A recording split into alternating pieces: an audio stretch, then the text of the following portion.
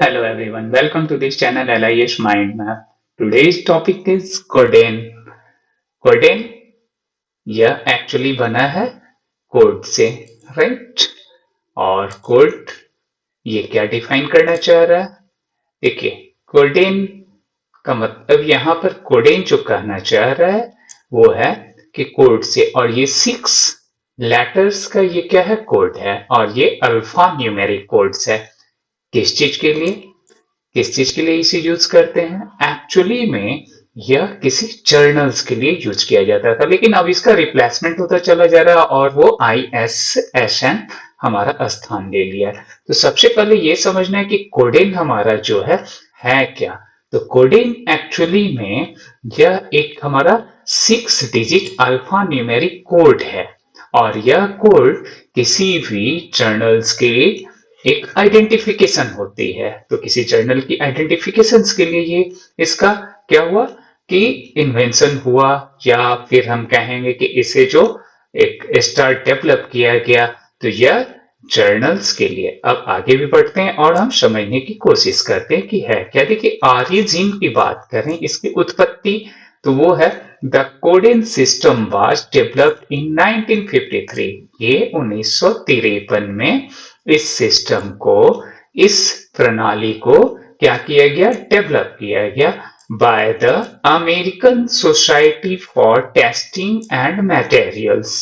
तो इसके जो ये था ना, डेवलप करने वाला डेवलपर जो था वो कौन था? ASTM.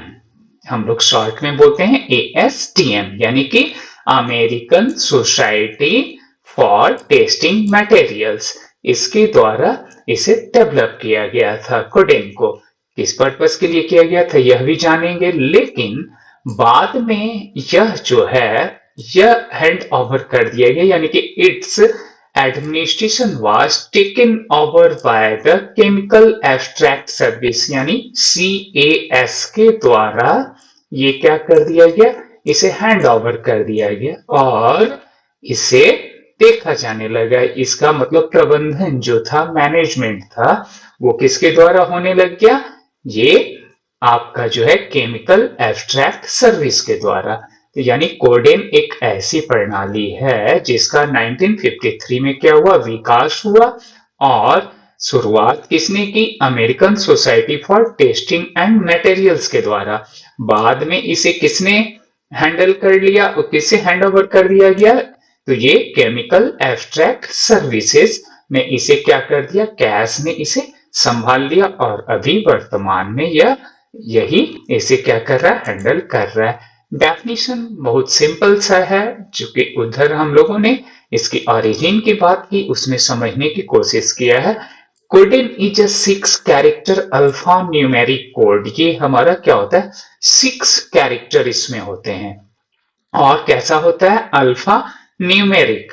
अल्फा का मतलब अल्फा वेट्स भी है और न्यूमेरिक्स भी है. तो अल्फा भी है और न्यूमेरिक भी है, यानी दोनों ये हमारा क्या हो गया? मिला हुआ. अल्फा वेट्स भी होंगे और नंबर भी होंगे. दोनों को मिलाकर एक क्या होता है? 6 कैरेक्टर का कोड तैयार किया गया होता है. और यही यूज होता है किस चीज के लिए? तो वो हमारा जर्नल्स के लिए. क्वेश्चंस ये होते हैं, ये पूछे गए हैं या पूछे जाएंगे कि वो किस चीज के लिए कोडेन यूज किया जाता है. आपने प्रैक्टिस किया होगा तो कई बार आपको देखने को मिला होगा कि कोडेन के बारे में, कि यह कोडेन हमारे कितने डिजिट्स के होते हैं यह पूछा गया है. तो ये कितने कैरेक्टर या डिजिट्स होंगे? तो 6.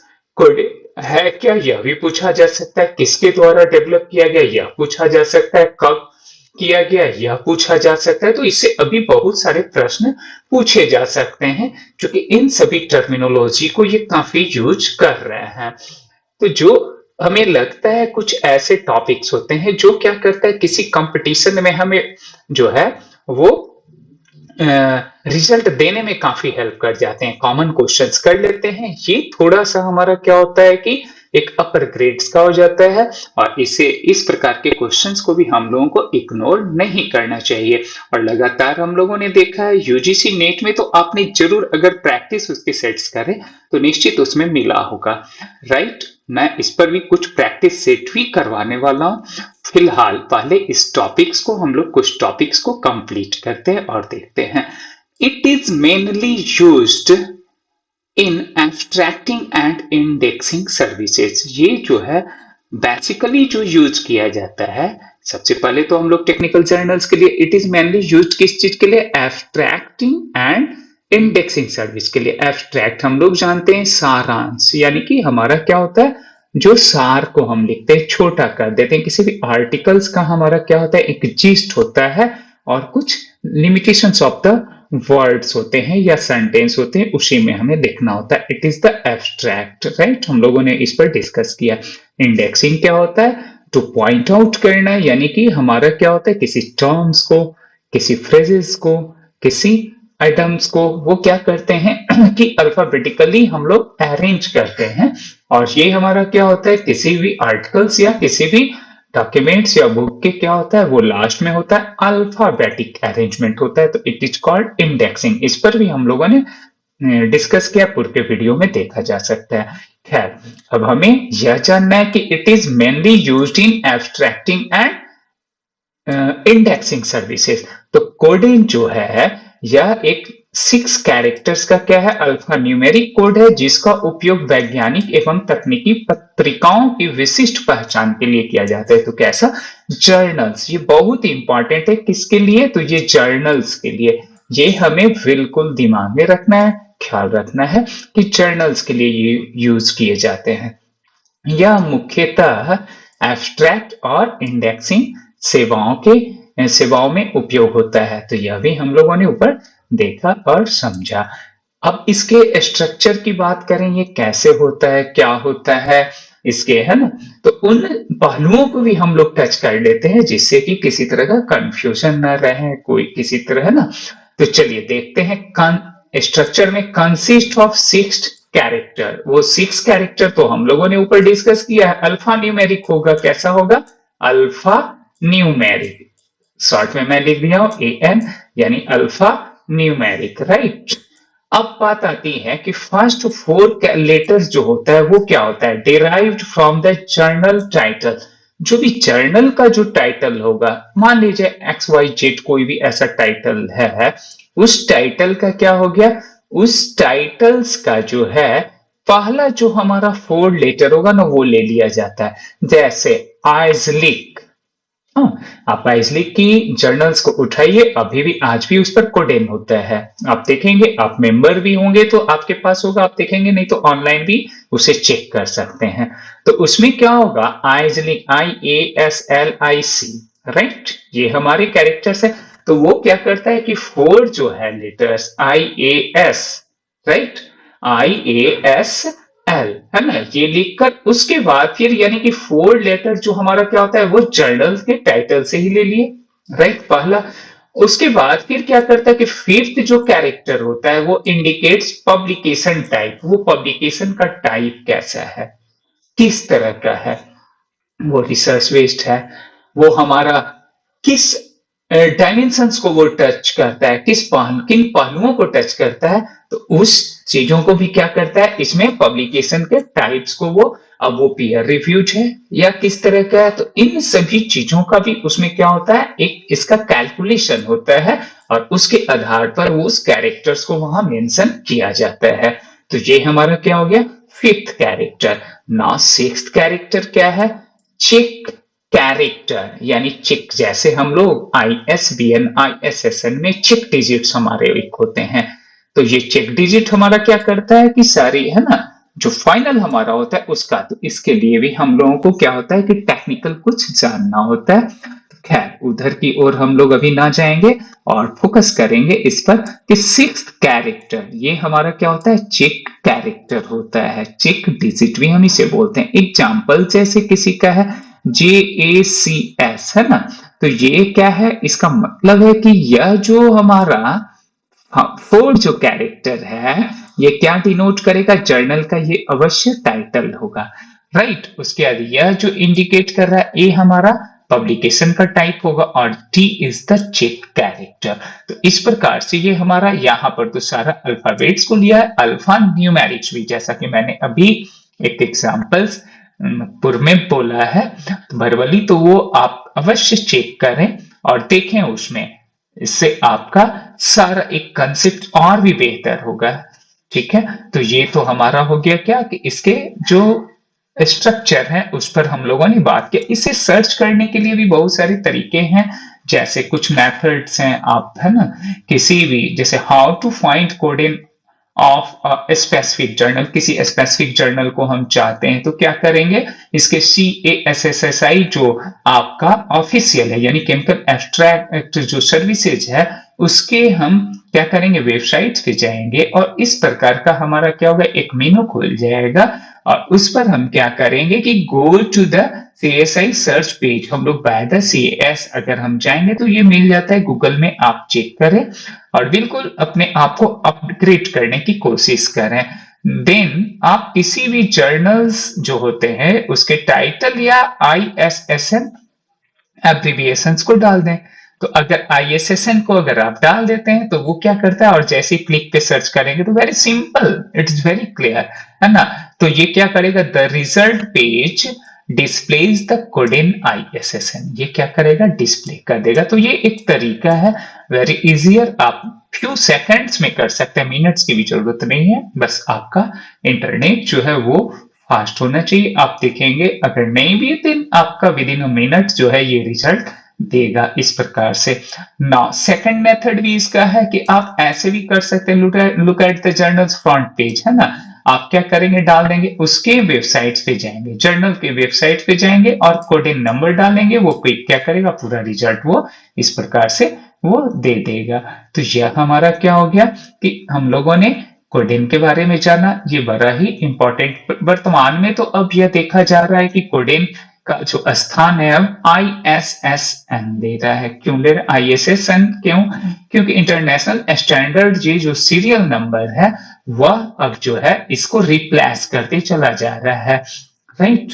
और मैक्सिमम ऐसा ही हो रहा है। तो ना अब हम लोगों ने कोडेन को समझा जाना, अब बात करेंगे कुछ नेचर ऑफ क्वेश्चंस और कुछ ऐसे प्रश्न जो हमारे एग्जामिनेशन के लिए उपयोगी होंगे।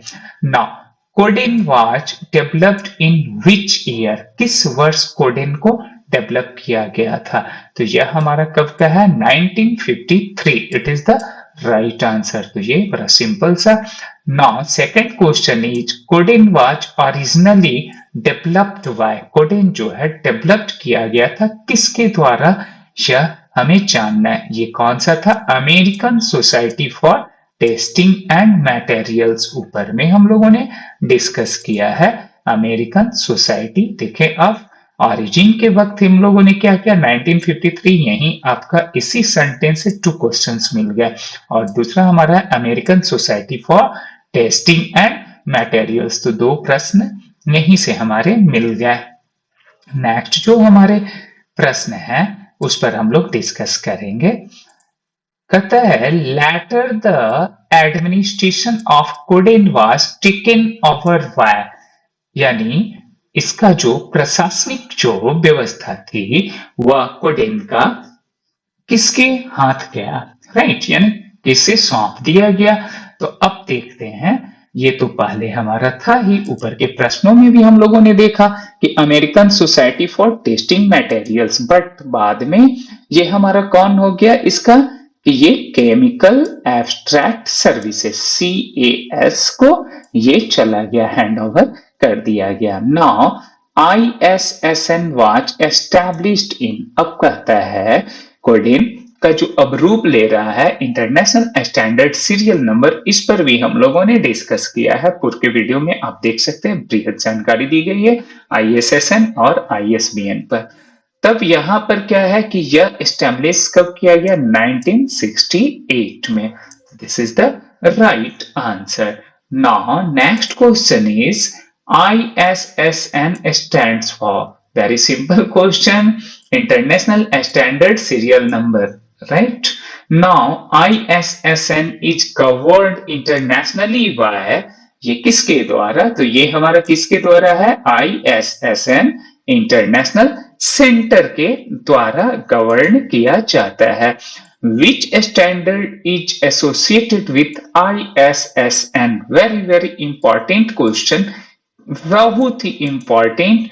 और ये लेवल भी इसका बहुत है ना स्टैंडर्ड है, तो so it is very important कि आप इसे देखें। तो विच standard is associated with ISSN? तो कौन सा स्टैंडर्ड जो है ISSN से एसोसिएट करता है? तो इंटरनेशनल स्टैंडर्ड जो ऑर्गेनाइजेशन है वो है 3297। तो C is the right answer. 3297 is the right answer. तो ये आपको बिल्कुल ही आपके माइंड में होना चाहिए, इसे देख लें। Now codeine watch mainly used for identifying, किस चीज के लिए हम लोग करते हैं? क्या बुक के लिए करते हैं? पेटेंट्स के लिए करते हैं? No.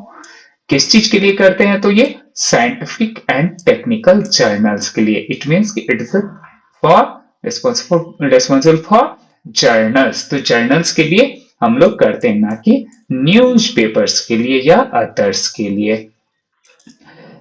Which identifier replaced codeine as the globally accepted serial identifier?